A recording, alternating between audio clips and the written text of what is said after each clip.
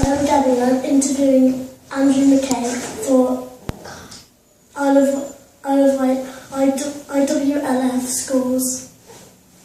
What inspired you to write about World War II?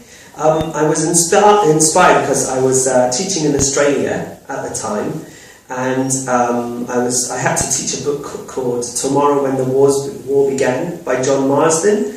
And this was written by an English teacher in Australia because he couldn't get his kids to get interested in English. They were learning about Dickens and Shakespeare, and they just were bored because it was set in England, obviously, and they were Australian kids. So what this bloke John Marsden did was he wrote a series of books set in Australia, set now, where a bunch of kids go away into the bush camping, and when they come back to their town, it's been invaded, it's been attacked, probably by the Indonesian army, and it's about a bunch of kids who start a resistance unit and fight back. And there were 7 books in the series, and I read the entire series in a week, and I thought, this is amazing, this is brilliant, really, really interesting. So after that, I decided, well, I thought I can write this. So I wrote my first book, Young Lions, in 2001. I started writing in January, and I was finished by June, just before my first son, Alec, was born. So I was inspired by another book that I read. Do you want to become a full-time author? I don't think I could become a full-time author because there's no money in it, first of all. So I just do this for fun. This is a hobby. And also, I can't write for very long. I write when these guys go to bed. You know, so after they go to bed and after I've done the laundry and the washing up and all the other stuff, then I can start writing. So I start writing maybe about 10 o'clock, and I'll write till maybe 11, half 11. If I'm on a roll, I might write till 12, and then that's me done. A couple of hours, and I write, I think about the book in terms of acts or scenes, like a Shakespeare play. So I'll write one scene, like an action scene or a dialogue scene or a car chase or something. And then that's it, it's done. And then I won't come back to the next day, or if I don't have any other ideas, I might come back in a week. So I only write if I've got ideas, so there's no way I can do it full time. What would I do for the rest of the day? How many books have you written? I've written 5. So the first 4 have been published. So there's Young Lions Roar, Young Lions Hunt, Young Lions Attack, and I just finished writing Young Lions Prey on Tuesday. Do you think you're going to write another book? I think so. I've got in my mind the figure of 7 books. So I've written 5, and then a couple more, and then I'll see what happens after that.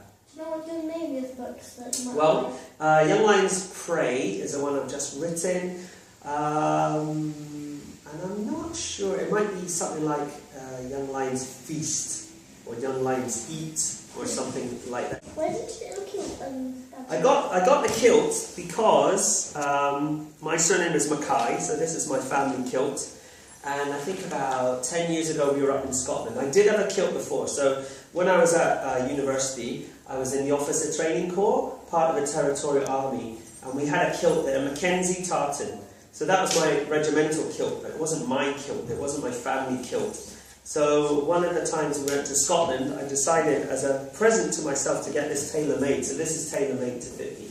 And the Mackay tartan, quite luckily, it's quite nice, you know, it's not really garish, it's not really bright with loads of yellow or orange in it. So, yeah, but it's good fun. It's good fun wearing a kilt. You just have to be aware of how you sit. Where did you get the badger from? I got the badger. This is my dad's badger. And it's a real thing. My dad was a soldier. He was in the Queensland Highlanders, a Scottish regiment. And he somehow acquired this sporran. I don't know how he got it, because they're traditionally only worn by officers in the Argyll and Sutherland Highlanders Regiment, which is a rival regiment. So he somehow got it. And when I went to uni, he gave it to me. It's really, really old. It's from probably the 50s or 60s. So it's what, 65 years old or something anyway. It's really old. So it did have tassels. It had 6 tassels which have been lost.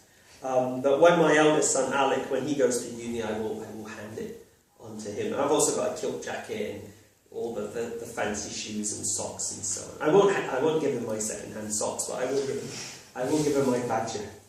If you could choose another animal to have, like, on your kilt, what animal would it be? Probably an elephant, I think.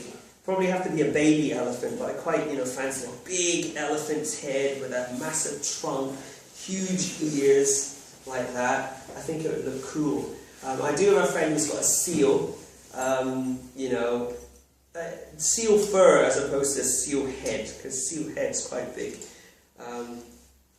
I think a badger. Badger's quite small. Or fox. Fox is another popular choice, but obviously you can't get them now. Often they're fake, unless they've been in the family for ages. Or perhaps a unicorn would be good with a big horn. If you had like a unicorn, if someone attacks you, could just poke them. Yeah, and tricky. Dancing would be tricky. But the thing is that when you've got a kilt and a sporran, when you dance, you have to move it to the side. For reasons that men will understand. You can't dance with it right in front with you. It's not very comfortable. Thank you for your time. You're welcome.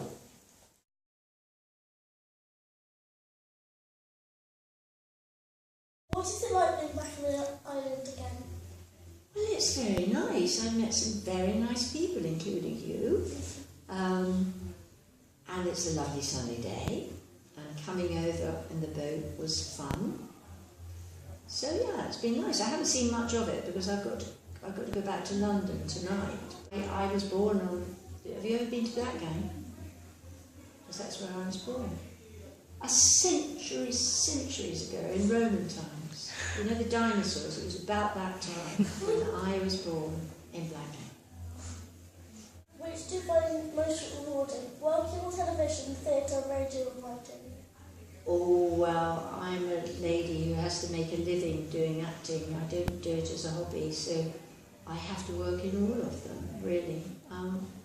I actually think I prefer television because I don't have to do it every night. Sometimes in the theatre you get really fed up with doing a show every night and a matinee once a week and all that. So at least on television you just do it and then you move on.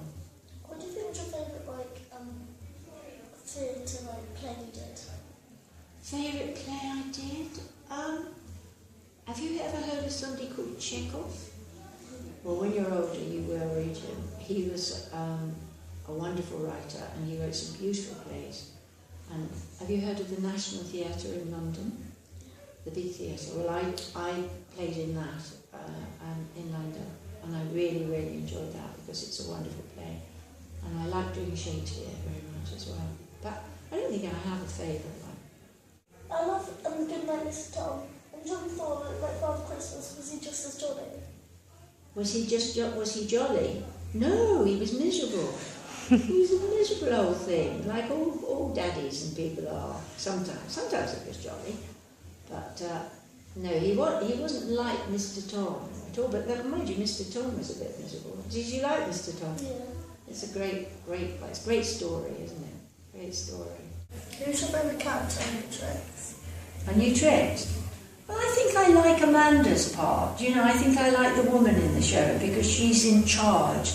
It's a change, isn't it, to see a woman in a role where she's in charge of the blokes. Mind you, it's less. Now there are a lot of television shows where women are important detectives and things. But when New Tricks first started, it was quite unusual to have a woman in charge of the men. Did you ever get like a main role? Did I ever get what, darling? A main. Yes, I've played quite a lot of main women roles, but I mainly now play parts where I die.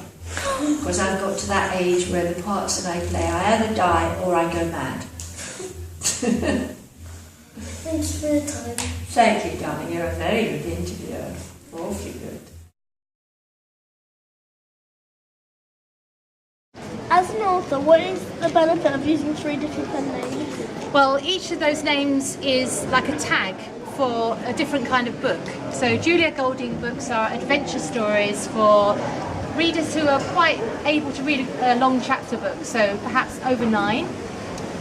Joss Sterling is for teenagers who perhaps are reading slightly older kinds of books, and Eve Edwards are for teenagers who like reading historical books. Has your work as a diplomat helped with your creative ideas?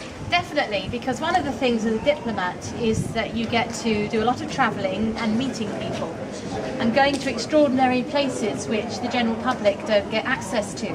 So, for example, I went down a coal mine underneath a city in Poland, and it was very dark. Well, it's a working coal mine, so it's full of coal dust and everything like that, and I had to get changed into all the mining gear and all those hard hats with the light on the front. And then later, when I wrote a book called Mines of the Minotaur, my experience of being down a mine had a really good, something I could remember and use in the book. What was your favourite place you visited? My favourite place is a little village called Timbark, near the mountain area, the Tatra Mountains of Poland. And the reason I liked it was because the people there were in a town twinning relationship with Whaley Bridge, which I think is somewhere in Derbyshire or somewhere like that. And it was so much fun. The two different communities got on really well, and we had a big party when we were there. It was great fun, and it's also a very beautiful part of Poland. Do your 3 children enjoy your stories? Do they want to become authors or diplomats? My 3 children, they do enjoy the stories, though I write different ones for different age groups. So my daughter gets my teen books, and my youngest gets the Julia Golding books, so you see how it works out. None of them, well, certainly the older 2 don't want to be authors. One's going to be a scientist, I think, rather than an author. My youngest one, he likes making films, so I think that's the storytelling coming out in what he's doing. None of them have shown an interest in being a diplomat, but you never know, they're all quite young still, so perhaps in the future they'll change their mind. If you could become a mythical creature for a day, who would you be? If I could become a mythical creature for the day, which would I be? I'd like to be a selkie. Selkie are creatures that are human, but they turn into seals. And I'm not really that good at swimming. So to be able to be a creature who could swim in such an amazing fashion, be naturally at home in the water, would be really exciting for a day.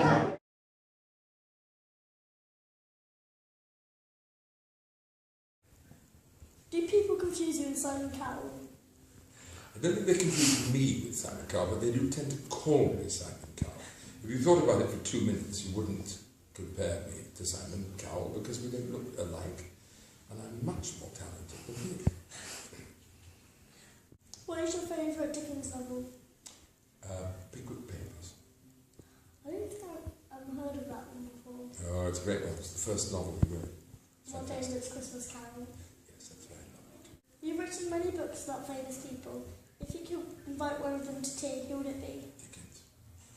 By far. I used to say Oscar Wilde, because I wrote a book about Oscar Wilde too, but I would say Dickens. I've read that you don't have a television. Is this true? No, I have got a television, but I only use it for watching DVDs on. Thank you for your time, and I hope you've enjoyed yourself here on the Learning World. Very much indeed, Gabby, thank you. But my high point has been this interview.